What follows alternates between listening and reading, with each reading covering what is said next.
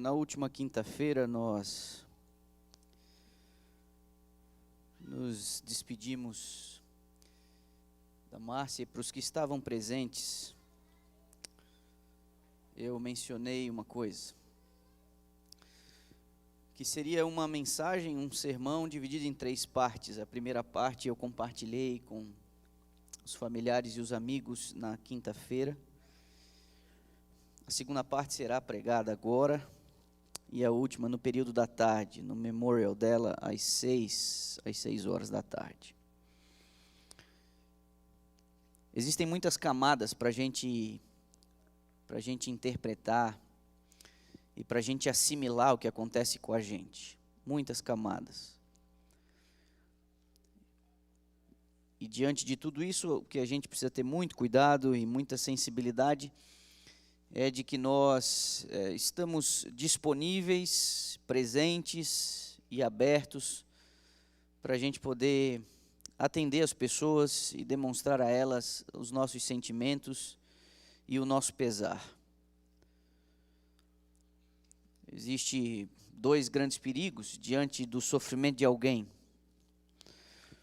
Um é você ser indiferente, como que se você não se importasse com a pessoa.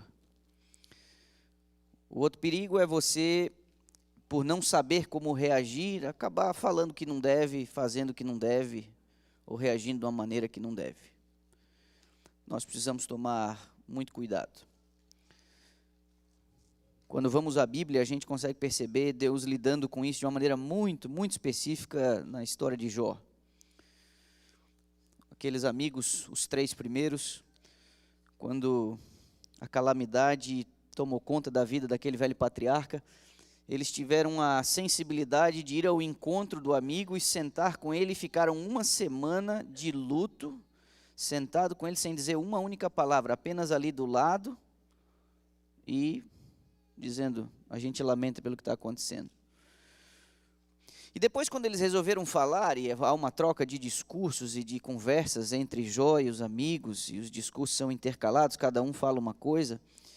Quando você lê os discursos, existe uma certa lógica. A tese dos 3 amigos era o seguinte: lei de causa e efeito. Alguma coisa você fez para estar passando isso. Essa era a tese dos 3. Mas o interessante é quando Deus se manifesta no final do livro. E eu não sei você, mas eu dou muito graças a Deus porque esse livro está ali. Porque não há indício nele de que Jó tenha qualquer tipo de explicação da parte de Deus do porquê que aquilo aconteceu com ele. Não há no livro qualquer explicação dada a Jó. Ô Jó, é o seguinte, tudo começou porque o rebelde anjo apareceu no meio de uma reunião minha e ele sustentou a ideia de que você não era capaz de me amar se eu não te protegesse. E por isso que você perdeu aquilo tudo num dia só. E aí depois ele voltou e ele sustentou a segunda tese dele, de que ok, beleza, Jó pode até amar você acima das coisas dele, mas Jó não ama você acima dele mesmo. Então, por isso, Jó, que daí depois de você ter perdido tudo, você viveu aquela situação, as chagas, as feridas, aquele sofrimento, aquele horror todo. Foi por causa disso, viu, Jó? Não há indício de que Deus tenha explicado para ele.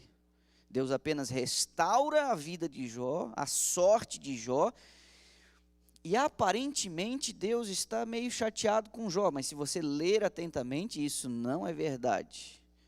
Deus faz algumas perguntas: Jó, você não sabe nada da vida. Você não estava aqui quando eu lancei os fundamentos da terra, você não sabe o que acontece com a vida no fundo do mar, você não sabe porque os astros respeitam essa ordem. Jó, você não sabe um monte de coisa. E de fato, mas a bronca de Deus não é com Jó, a bronca de Deus é com quem? É com os amigos de Jó. E Deus, se você ler os discursos dos amigos sem levar em conta o que Deus fala no final do livro, você vai achar que os amigos, eles tinham alguma razão, mas não. Deus diz assim para eles: não vou nem ouvir a oração de vocês. Vocês vão falar com o meu amigo, meu servo Jó, e ele vai interceder por vocês, porque a oração de vocês eu nem quero ouvir. Porque vocês disseram o que era mal a respeito do meu servo Jó. Você vê que coisa.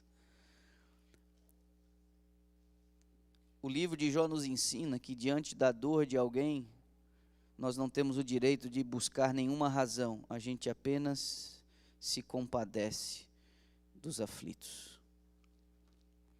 Deus tem bronca de quem quer achar razão para a dor do outro. Melhor você não entrar por esse caminho. E a nossa igreja, ela está sofrendo porque alguém de nós está sofrendo. E quando uma parte do corpo sofre, o corpo inteiro sofre. Pois bem, o meu objetivo na manhã deste sábado é conscientizar a minha igreja, o meu rebanho, da necessidade do preparo para o encontro com o Senhor. Porque essa é uma lição que a perda e o luto nos trazem. Eu vou convidar você a ir ao profeta Amós, no capítulo 4. Nós vamos começar por ele. Vamos ler alguns textos hoje pela manhã. Vamos começar com Amós, capítulo 4. Pouco depois do livro do profeta Daniel, você vai encontrar Amós aí, um pouquinho depois. Amós capítulo 4, verso 12, na minha versão eu leio assim. Portanto, assim te farei, ó Israel, e porque isto te farei, prepara-te, ó Israel, para te encontrares com o teu Deus. Olha o apelo que Deus faz. Amós é um profeta que tem por objetivo lembrar a nação dos termos da aliança e chamá-los de volta para a comunhão e a paz com o Senhor. E na voz do profeta Amós há aqui um chamado ao preparo. Prepara-te, ó Israel, para te encontrares com o teu Deus. Na voz deste servo fica evidente de que nós não podemos comparecer diante de Deus de qualquer maneira. Nós não podemos ousar ir a Deus e pretender nos encontrar com Deus no final, sem o devido preparo. Na manhã deste sábado, eu preciso considerar com a minha igreja de como este preparo pode ser feito. Que elementos nós precisamos levar em conta no preparo para o encontro com esse Deus. Algumas pessoas, mesmo depois de anos de experiência dentro do cristianismo e dentro do adventismo, elas ainda carregam uma noção muito legalista de como esse preparo é feito e qual é a participação do ser humano. Uma pesquisa recente revela que a compreensão adventista dos membros da igreja em relação à justificação pela fé é uma compreensão muito próxima do ideal. De uma maneira geral, a justificação pela fé ela é compreendida pelos adventistas. Raramente você vai pegar a bola fora, eu estou falando de uma noção geral. É pela graça, unicamente pela graça, pelos méritos de Cristo. É uma justiça que nos é imputada, vem de fora, sem a participação humana, a justificação. Porém, os adventistas escorregam demais, e pesquisas revelam isso, da noção correta sobre a santificação. Como se dizendo assim, na justificação a obra é total e exclusivamente pela graça, mas na santificação, no meu preparo para o céu, aqui vai o meu esforço, é aqui que eu tenho que provar que eu mereço ir. Isso está completamente equivocado. Completamente equivocado. A graça para justificar o pecador, ela é tão necessária para a santidade quanto é para a justificação. Ninguém pode lidar com suas próprias falhas e preparar-se adequadamente para o céu sem que a graça opere tanto quanto na justificação. Ninguém pode. A graça é necessária para justificar, a graça é necessária, totalmente necessária para santificar, e a graça é completamente necessária para glorificar o crente. Nós, eu e você, nossa participação nas palavras da serva do Senhor, parábolas de Jesus, a roupa utilizada, a roupa de justiça utilizada para o crente, aquela que na parábola é descrita, que você precisa ter o traje, isso tem que ver com caráter, ela é confeccionada nos teares do céu, sem um fio de participação humana. Aí alguém pode olhar e dizer, então, peraí, me largo nas cordas? Não há nada que eu tenha que fazer. Sim, há algo que você precisa fazer. E sua participação, ela é importante. Mas ela depende total e exclusivamente da graça de Cristo. Porque nossas obras sem a graça de Cristo não passam de tentativas toscas de comprar a própria salvação. Como isso é feito? Quero ir com você ao capítulo 7 de Eclesiastes. Vai parecer um pouco estranho e até fora de ordem ler este segundo verso do capítulo 7, para o momento que nós estamos vivendo, mas eu preciso considerar isso com você. Há algo que nós precisamos aprender com tudo isso que nós estamos passando essa semana. Eclesiastes capítulo 7, o verso 2, na minha versão é assim, ó: melhor é ir à casa onde há luto do que ir à casa onde há banquete. Pois naquele que se vê o fim de todos os homens, e os vivos que o tomem em consideração. Olha esse texto que estranho. Esse texto diz que é mais proveitoso irmos a uma casa onde há luto do que uma em que há banquete. Nós precisamos compreender isso dentro do seu devido contexto. Salomão está considerando a necessidade de alcançarmos a sabedoria. E a sabedoria dentro dos escritos de Salomão é o temor a Deus. É você temer a Deus com toda a tua força, com toda a tua alma e com todo o teu entendimento. Este é o princípio da sabedoria. A sabedoria não apoiada nas ideias humanas, no esforço humano, no intelecto humano, na reflexão humana. A sabedoria é o temor a Deus. É entender quem Deus é, quem nós somos. E aí Salomão diz que na busca da sabedoria, nós ganhamos mais no luto do que na festa. Eu observo as pessoas, um corredor de hospital, tomado por parentes, os abraços que são dados em ocasiões como essa, as palavras que são trocadas ao lado de um leito de um hospital, as reconciliações, colocando as coisas em dia, acertando as pendências, sem deixar pontas soltas. Isso que nós deveríamos fazer em tempos de bonança e de alegria, muitas vezes nós só conseguimos no meio da dor e da ansiedade. Por isso a Bíblia diz que nós ganhamos mais na busca da sabedoria no meio do luto. Não era plano de Deus de que nós vivêssemos o que nós estamos vivendo aqui. Não era plano de Deus. Nunca foi plano de Deus. E por isso esse nosso desconforto com esse tipo de situação. Por isso a nossa inadequação. Isso nós nunca, eu disse, nunca nós vamos nos acostumar com isso. Nunca, jamais. E alguém pode questionar, no meio da dor, onde está Deus? Por que Ele não faz alguma coisa? Meus irmãos, não há como nós compreendermos o drama do sofrimento sem usarmos as lentes que a Bíblia nos apresenta, do drama do grande conflito entre o bem e o mal, do intruso que foi o pecado, do intruso que foi a morte, do intruso que foi essa nossa natureza que se inclina para aquilo que não presta. Nós não podemos compreender isso sem as lentes do grande conflito entre o bem e o mal, mas Deus disse, eu vou resolver isso. Só que para resolver isso de uma vez por todas, isso não tem que ver apenas com o nosso planeta, isso tem que ver com o universo que foi manchado.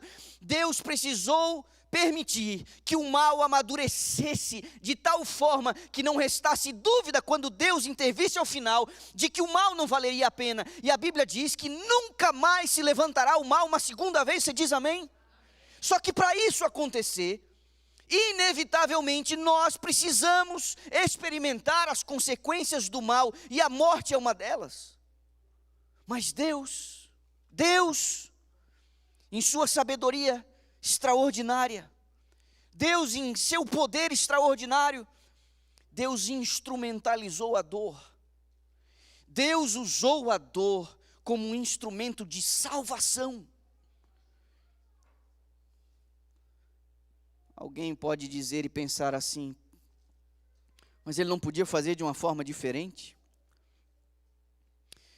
Eu posso arriscar a dizer a você, se houvesse uma forma menos dolorida, ele teria feito. Eu só gostaria de lembrá-los que para resolver o problema do mal, do pecado e da morte, ele também foi afetado. Também doeu nele. Quando se prontificou a descer, também doeu nele. No sábado passado, no estacionamento do hospital, eu encontrei um dos anciãos que foi lá visitar a Márcia. E ele me fez pensar uma coisa que eu nunca tinha parado para refletir. Por que Deus escolheu usar para se comunicar com os seres humanos a analogia da paternidade? Por que Ele escolheu apresentar-se como um pai e apresentar o Redentor como um filho? Por que eles escolheram se apresentar dessa forma? Porque quando nós, no meio da agonia e da dor, fôssemos buscar consolo e algum sentido para o sofrimento, nós pudéssemos olhar para cima entendendo que Deus quis expressar a sua dor, a sua perda, quando Ele entregou o seu filho. A entrega de um filho, a dor de um filho, o sofrimento de um filho. Deus precisou administrar nestes termos o que o pecado afetou, inclusive o seu trono e a base do seu governo. A divindade sofreu para resolver o problema do pecado. Nós não podemos esquecer disso. Em tom poético, a serva do Senhor diz que os anjos, o céu, virou a face para não contemplar a agonia do Nazareno suspenso entre o céu e a terra. Alguém mais tarde, numa poesia, diz que os anjos choraram e não lhes foi permitido interromper a dor, porque naquela dor, Deus resolveria de uma vez por todas a nossa dor. Você diz amém? Então eu vou pedir para você ir agora à carta de Paulo aos Efésios, no capítulo 3. Porque se uma casa onde há luto, ela tem uma vantagem em relação a uma casa em festa, vivendo um banquete, a Bíblia diz que nós deveríamos tirar lições dessa reflexão. E para esse preparo, Paulo nos diz o seguinte, Efésios capítulo 3, e o verso 20, na minha versão, lemos assim: aquele que é capaz de fazer infinitamente mais do que tudo que pedimos ou pensamos, de acordo com o seu poder que atua em nós. Você diz amém? Como, pastor, que eu vou me preparar para o encontro com o meu Senhor? A dor às vezes nos leva a refletir sobre o real sentido da vida. A dor esmaga o nosso orgulho, a dor restaura a humildade que nós deixamos pelo caminho, a dor coloca a gente numa condição de dependência, porque não há como nos encontrarmos com o Senhor sem dependermos dEle em todo o caminho. Então a dor nos faz prostrar em humildade e reconhecimento de que nós precisamos de Deus. Mas aí Paulo diz que Deus, em sua graça, infinitamente mais do que pensamos, Ele vai operar através do seu poder em nós. Como que eu vou me encontrar com o meu Senhor? Porque o poder de Deus vai agir em você.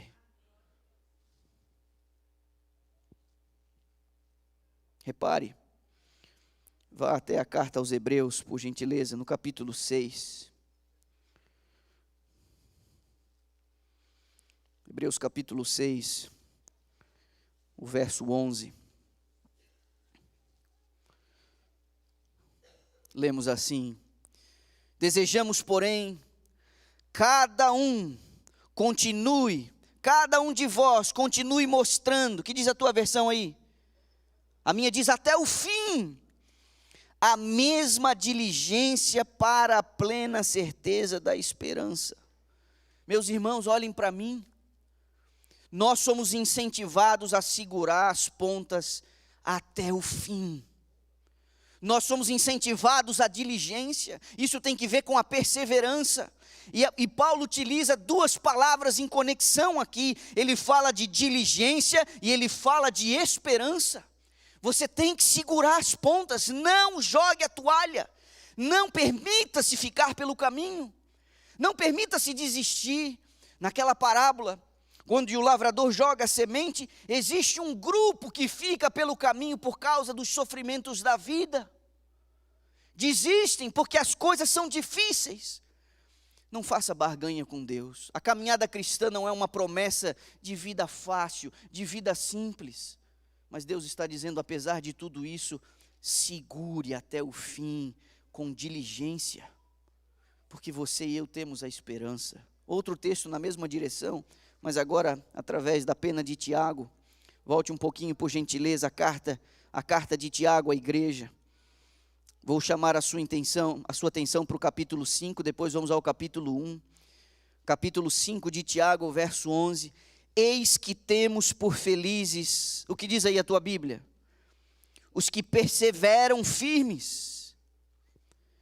Tendes ouvido da paciência de Jó, e vistes que fim o Senhor lhe deu, porque o Senhor é cheio de eterna misericórdia e compassivo. Olhe para mim. Tiago está chamando a nossa atenção ao velho patriarca. Você precisa perseverar, é o que ele está incentivando a igreja. Tiago capítulo 5, verso 11. Perseverar firme, e ele diz, você lembra o fim da vida de Jó? Você lembra o fim da história de Jó? Deus é misericordioso e Deus ele é compassivo. Ele nos leva a considerar a velha história para dizer, não acaba assim, não fica desse jeito. Esse não é o último capítulo, então por favor, persevere. É mesmo Tiago, capítulo 1 agora, mesma carta, capítulo 1, versos 2, 3 e 4. Reparem, meus irmãos, esse texto, ele é muito, mas muito poderoso. Meus irmãos, tende por motivo de toda alegria o passardes por várias provações, sabendo que a provação da vossa fé, uma vez confirmada, produz perseverança.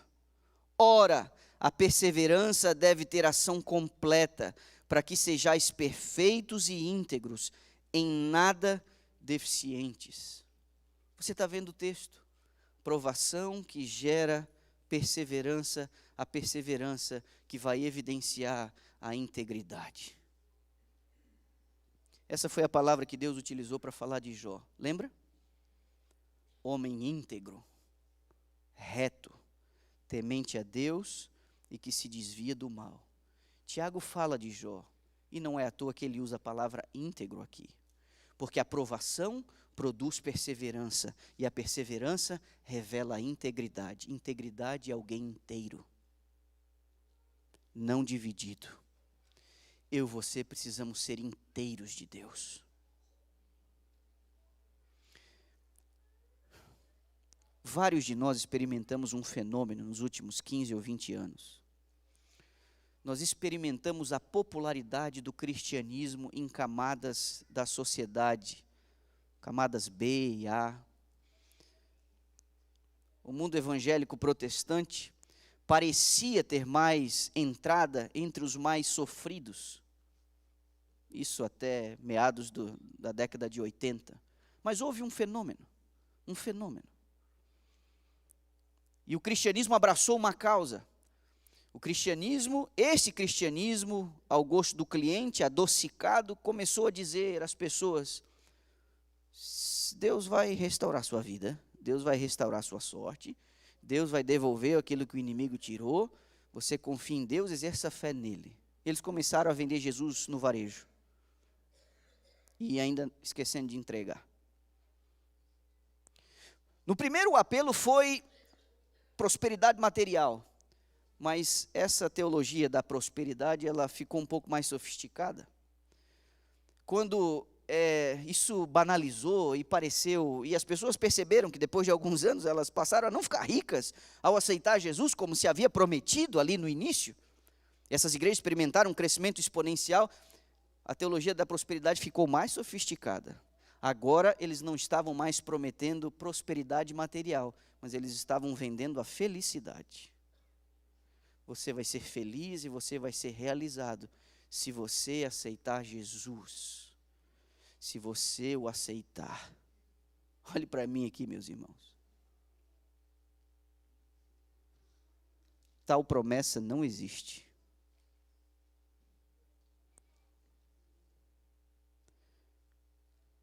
As promessas de felicidade plena, o livramento das doenças, das dores, dos sofrimentos e das decepções, estas promessas se destinam a um outro mundo renovado, que não esse que nós habitamos. Eu e você precisamos aprender a glorificar a Deus no meio das nossas crises. Encontrar a paz no meio da nossa dor. Nós não negamos a dor. Nós passamos pelo luto. Mas a nossa confiança em Deus e a nossa relação com Ele não está baseada no fato de a gente ter uma vida mansa e boa. Porque isso não é o que a Bíblia propõe. Tiago está dizendo: a provação produz perseverança e a perseverança vai revelar a sua integridade. Porque isso é um elemento chave no nosso preparo para o céu. Então agora Deus vai fazer um apelo a nós. Um apelo. E eu vou pedir para você primeiro ir a Ezequiel capítulo 33.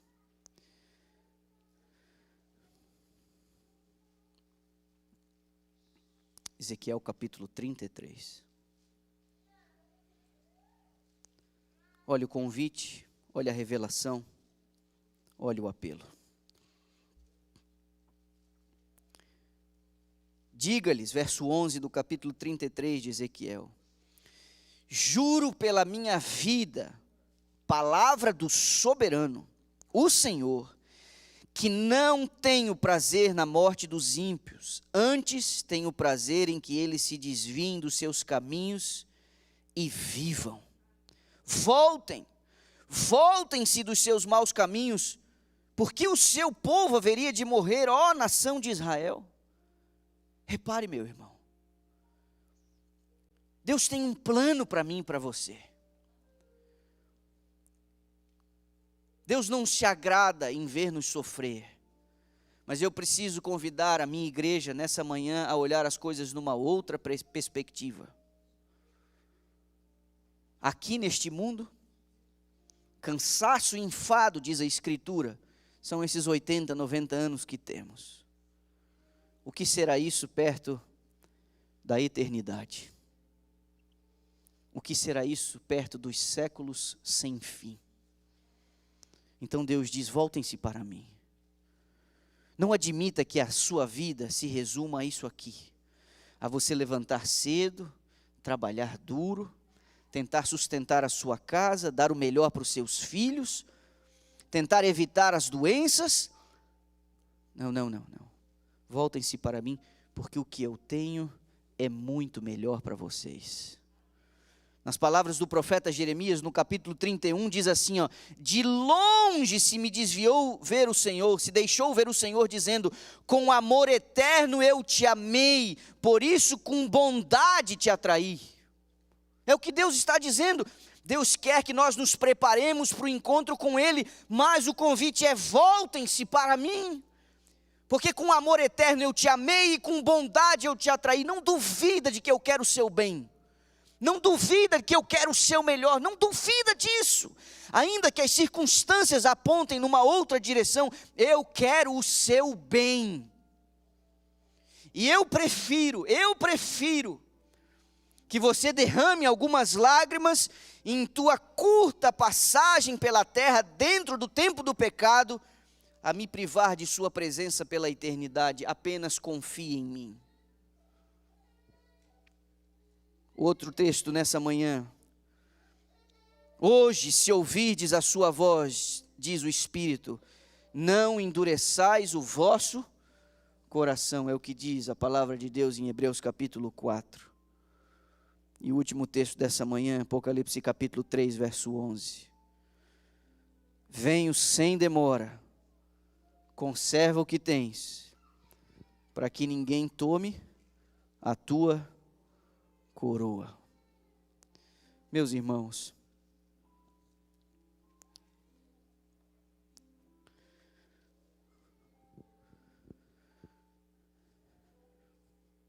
Deus vai colocar as coisas no seu devido lugar. Essa é a promessa que nós temos. Mas enquanto esse dia não chega, ele se aproxima do cansado e aflito. E a minha oração na manhã deste sábado, antes de você deixar este local, é que você sinta o refrigério da presença do Eterno. Quando Jesus Cristo estava suspenso entre o céu e a terra, o Pai se escondeu naquela escuridão. O Filho não pôde perceber a presença do Pai amado, porque o preço do pecado era esse, a separação entre eles. Em essência, esse era o preço do pecado, a separação eterna. Então o Pai se esconde na escuridão sobre o Calvário.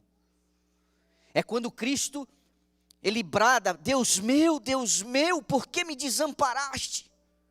Ele cita Davi lá atrás, mas nenhum ser humano pode dizer isso de Deus. Nenhum ser humano. Cristo precisou dizer o que estava acontecendo. Cristo precisou confessar o desamparo de Deus, porque no desamparo do amado Filho, Deus pretendeu não desamparar nenhum de nós nas nossas aflições. É Ele quem se aproxima de você. Ele não vai esconder a sua face, a sua presença de você. A minha oração sincera é que a gente consiga perceber essa presença aconchegante do nosso Deus ao nosso lado. É que Ele consiga colocar a sua mão compassiva, cheia de misericórdia sobre a sua cabeça nessa manhã para dizer: filho, eu sei o que você está passando, mas vai dar tudo certo. Eu sei o que eu estou fazendo. Não é fácil, mas é isso que a Escritura nos diz. Então, para nos preparar para o encontro com o nosso Senhor, nós precisamos deixar esse recinto, entendendo que Ele tem tudo sob controle, que sua graça opera em nós, total e completamente. E o nosso dever é apenas nos rendermos a Ele, confiando nele, sem que a nossa relação dependa de qualquer benefício. Nós confiamos no amado eterno. Eu convido você a fechar seus olhos. Nós vamos orar a Deus. Pai amado, nós queremos estar prontos para quando o Senhor voltar. Quando o Senhor falar o nosso nome, nós queremos estar em pé, justificados, puros, renovados e transformados, incorruptíveis, para entrarmos nos cômodos que o Senhor preparou em sua casa. Mas enquanto esse dia não chega, renova, por favor, as nossas forças e a nossa confiança em Ti. Não permita, Pai, que os nossos olhos se desviem do amado e compassivo Salvador, que conhece as nossas angústias, que conhece o mais profundo dos nossos sentimentos e sabe o tamanho de nossa perda. Então volta o teu olhar para essa comunidade, volta o teu olhar para as nossas famílias, volta o teu olhar para aqueles que neste momento precisam de um alento da tua parte. E que ao final deste sábado, Pai, recordando e rememorando a vida de nossa querida irmã, a gente possa, na fé que temos no Cordeiro, sairmos daqui decididos a nos preparar para nos encontrarmos com ela e com o Senhor a quem ela servia. Despeça-nos, por favor, com a tua presença nesta hora, ao deixarmos este recinto, e nos traz mais tarde até aqui, para um novo encontro com o Senhor. Oramos em Cristo Jesus. Amém.